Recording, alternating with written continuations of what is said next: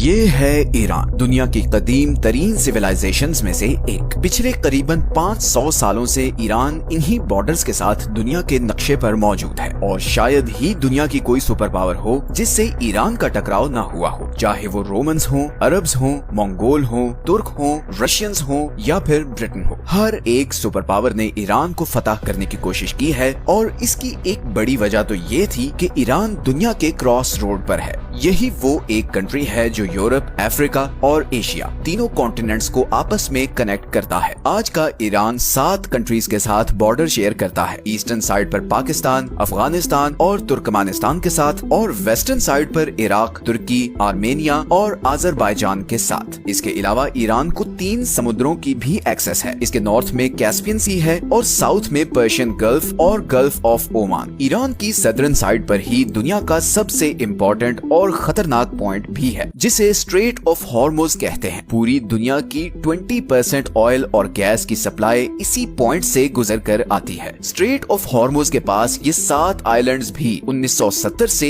Iran के control में है। हालांकि इससे पहले इन पर यूएई का कंट्रोल था। इसी तरह इधर कैस्पियन सी में भी ये आशूरा डे आइलैंड ईरान के कंट्रोल में है। पिछले 40 सालों से ईरान वेस्टर्न वर्ल्ड के लिए एक सरदर्द बना हुआ है। लेकिन आखिर ऐसी क्या वजह है कि इतनी पावरफुल आर्मीज और इकोनॉमीज होने के बावजूद अभी तक कोई भी वेस्टर्न कंट्री ईरान पर अटैक करके उस पर कब्जा नहीं कर सकी? सब कंट्रीज जानते हैं कि ईरान पर डायरेक्ट अटैक करना बहुत ज्यादा बैकफायर कर सकता है। ईरान को अनकॉन्करेबल बनाने में बहुत सी और रीजंस के साथ साथ उसकी ज्योग्राफी का भी बहुत बड़ा रोल है। सच यह है कि आज की वीडियो में हम देखेंगे कि ईरान की हिस्ट्री, उसकी ज्योग्राफी और उसकी प्रॉक्सी वॉर्स ने उसे इतना पावरफुल कैसे बना दिया है।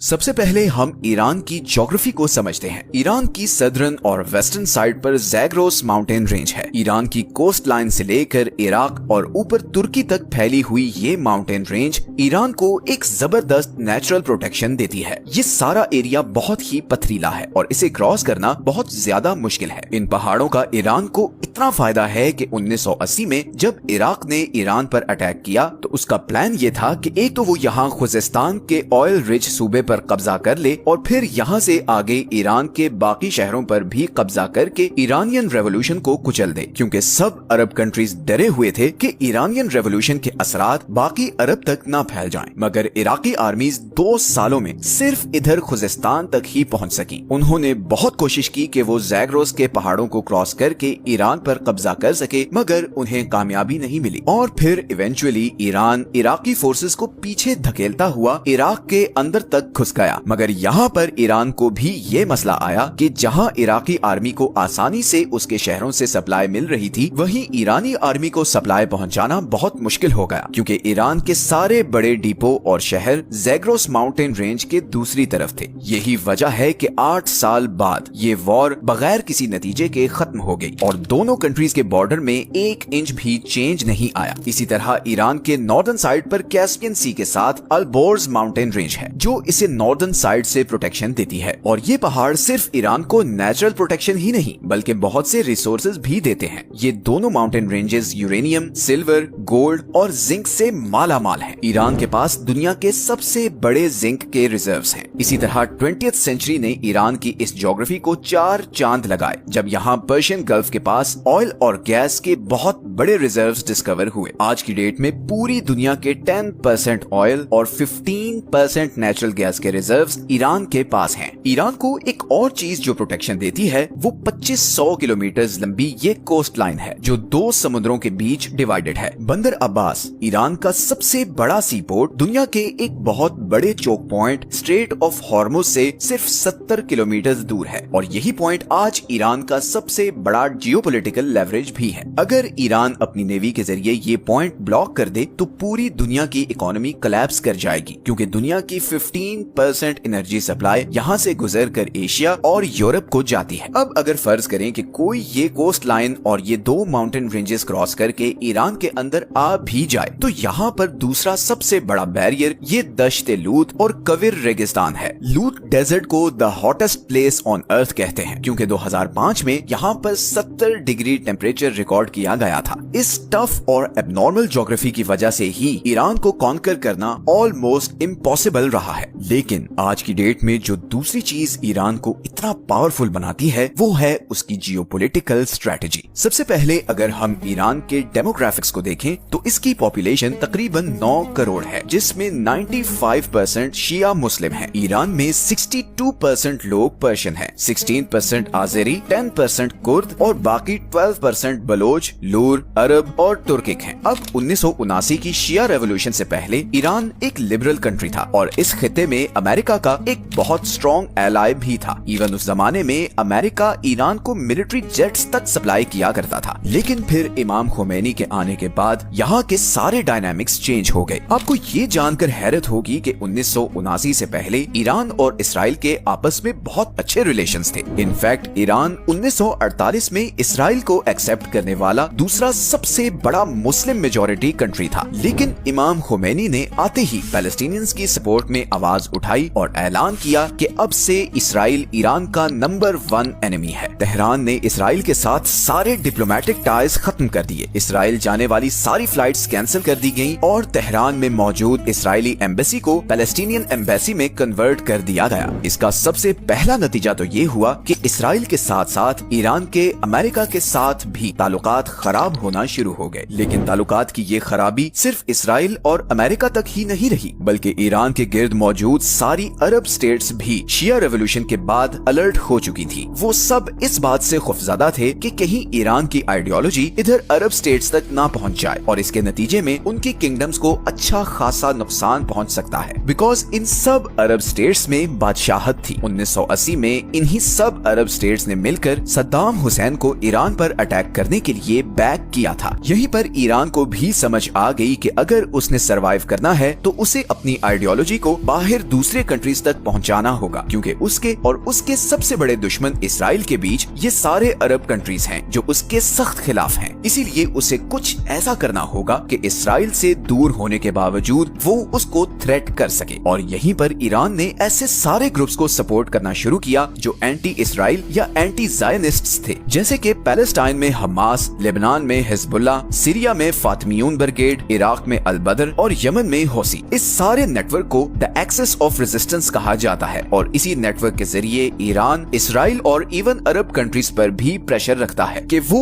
ईरान के खिलाफ कोई भी कदम उठाने से पहले 1000 बार सोचें। इसीलिए जब इसराइल ने गजा पर बम्बार्डमेंट शुरू की तो इधर लेबनान से हिजबुल्लाह ने इसराइल पर मिसाइल फायर किए और यहाँ यमनी हौसियों ने रेड सी से गुजरने वाले इसराइली और अमेरिकन शिप्स को ड्रोन से टारगेट करना शुरू कर दिया। ईरान की इसी प्रॉक्सी वॉरफेयर स्ट्रेटजी ने उसे काफी डेंजरस बना दिया है। अब वॉरफेयर स्ट्रेटजी की बात हो ही रही है तो ईरान की ड्रोन टेक्नोलॉजी का जिक्र करना बहुत जरूरी है। जनवरी 2024 में जब हौसियों की तरफ से यहाँ से गुजरने वाले कंटेनर्स पर लगातार ड्रोन अटैक्स किए जा रहे थे, तब फ्रांस ने यमन के शाहिद ड्रोन को गिराने के लिए $1 मिलियन वाला Aster 15 surface to air missile use किया, जबकि यमनी ड्रोन की कॉस्ट सिर्फ $20,000 थी। यमनी हौसियों को ये सारे ड्रोन्स ईरान सप्लाई कर रहा है और इन ड्रोन्स की इतनी धूम मची है कि रशिया यूक्रेन के खिलाफ भी इन्हीं ईरानी ड्रोन्स को इस्तेमाल कर रहा है। अमेरिकन सेंट्रल कमांड की 2022 की रिपोर्ट के मुताबिक ईरान के पास पूरे मिडिल ईस्ट में सबसे ज्यादा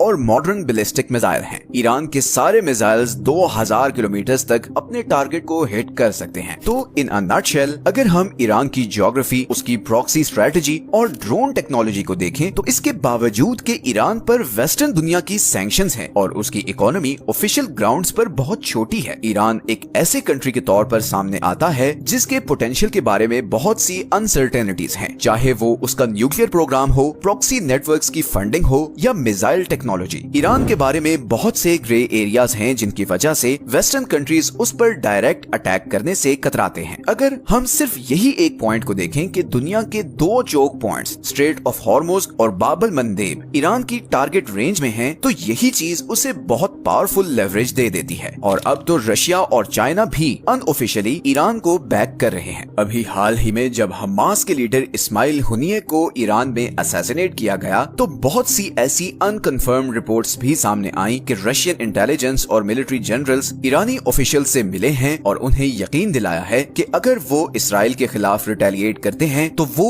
ईरान का भरपूर साथ देंगे। फिलहाल तो इस्माइल हुनिये के कत्ल के बाद ईरान की इंटरनल सिक्योरिटी पर बहुत से सवालात उठ रहे हैं और बाजार बज़ाहिर ऐसा लग रहा है जैसे इंटरनली कुछ गड़बड़ भी है। ईरान इस पर कब और कैसे रिटेलिएट करेगा और क्या ईरान इसराइल और अमेरिका का जवाबी वार सहने की सलाहियत रखता है, ये तो आने वाला वक्त ही बताएगा। ये हैं वो सारे सोर्सेज जहां से हमने इस वीडियो के लिए कंसल्ट किया है। मिलते हैं नेक्स्ट वीडियो में एक और इंटरेस्टिंग टॉपिक के साथ। अपना ख्याल रखें। अल्लाह हाफिज।